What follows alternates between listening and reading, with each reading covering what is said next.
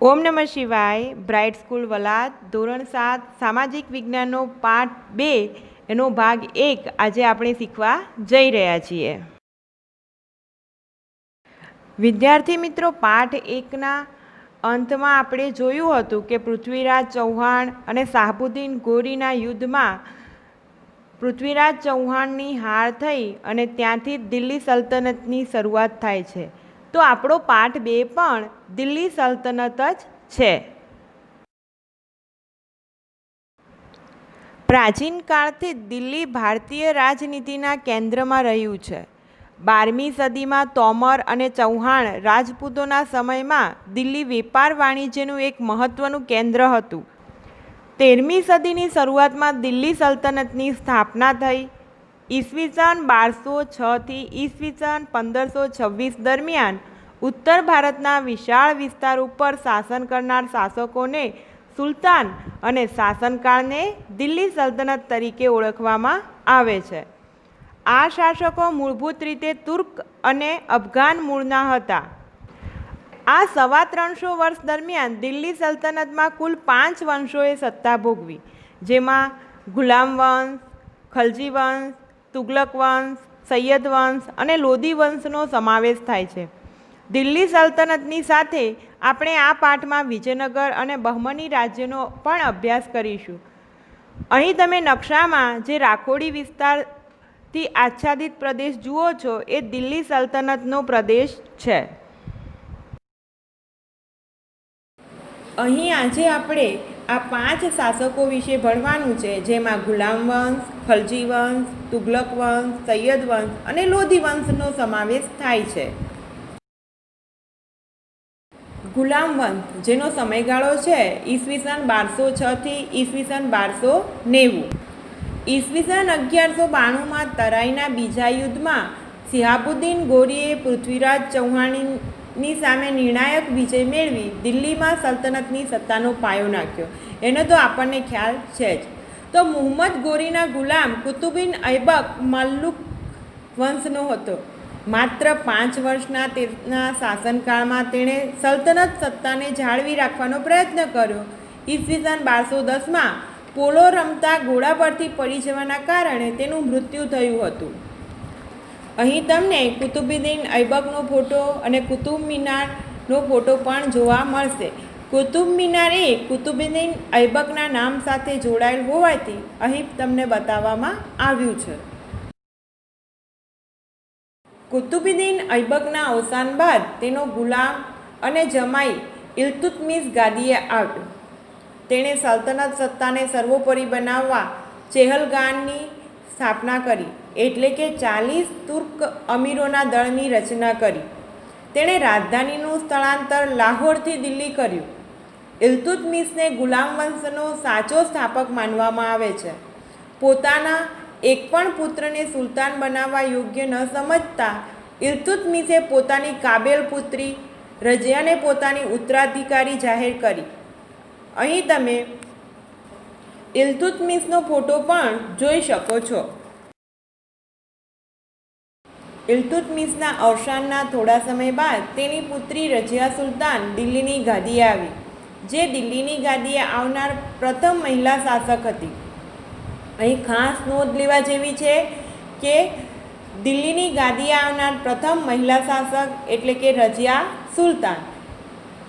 એ સમયના ઇતિહાસકાર મિન્હાજ-એ સિરાજ પણ સ્વીકારે છે કે રઝિયા સુલતાનના તેના બધા જ ભાઈઓમાં સૌથી વધુ કાબિલ અને સક્ષમ હતી. આમ છતાં એક મહિલા શાસનકર્તા તરીકે માન્યતા મળવી મુશ્કેલ હતી. દરબારીઓ પણ તેને સ્વતંત્ર શાસક તરીકે સ્વીકારવા રાજી ન હતા.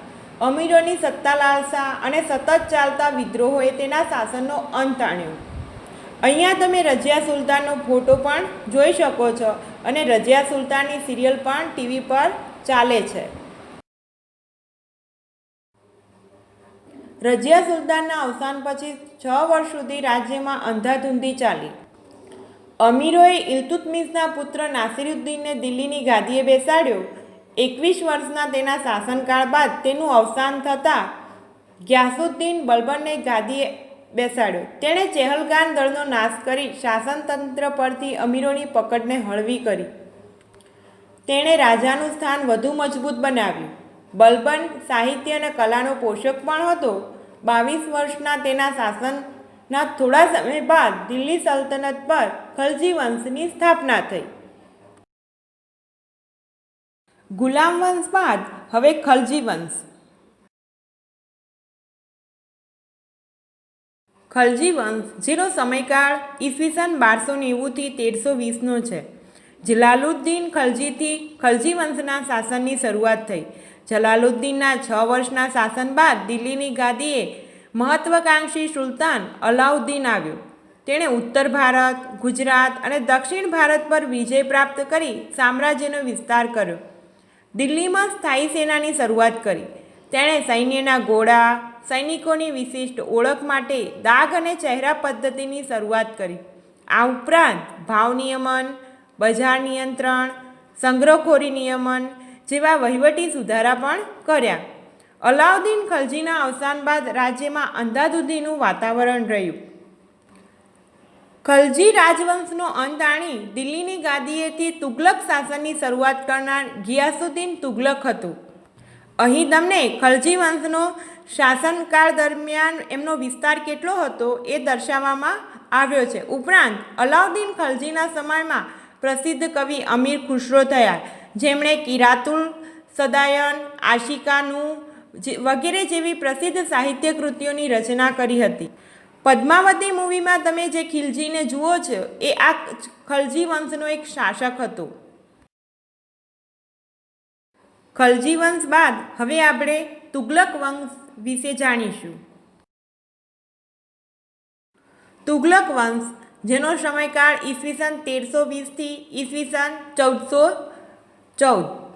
તુગલક વંશ દરમિયાન મુહમ્મદ બિન તુગલક એક પ્રતિભાવંત સુલતાન થયો, જેણે તેના સમયમાં કેટલીક યોજનાઓ અમલમાં મૂકી, જેમાં દિલ્હીથી દૌલતાબાદ રાજધાનીનું સ્થળાંતર, પ્રતીક મુદ્રા પ્રયોગ વગેરે જેવી યોજનાઓનો સમાવેશ થાય છે.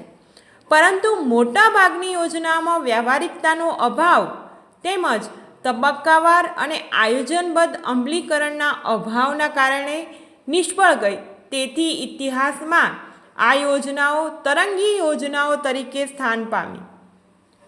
મુહમ્મદ તુગલકના સમયમાં આફ્રિકન મુસાફર ઇબ્ન બતુતા ભારતની મુલાકાતે આવેલ. મુહમ્મદ તુગલક બાદ તેનો પિતરાઈ ભાઈ ફિરોઝ શાહ તુગલક ગાદીએ આવ્યો.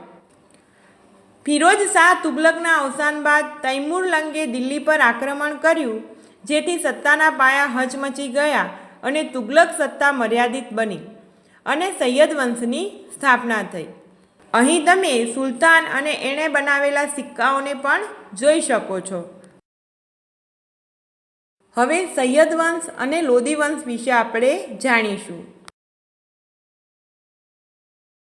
સૈયદ વંશનો સમયકાળ છે ઈસવીસન 1414 થી 1451.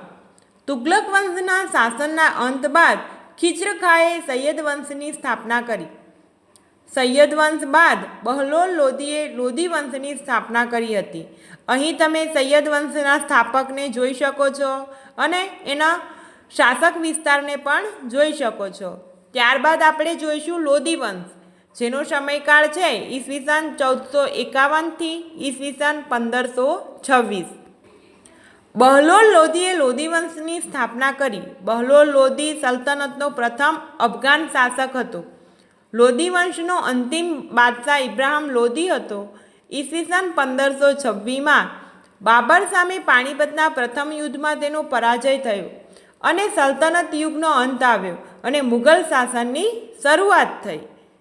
અહીં તમે લોધી વંશના સ્થાપક અને લોધી વંશનો શાસક વિસ્તાર પણ જોઈ શકો છો.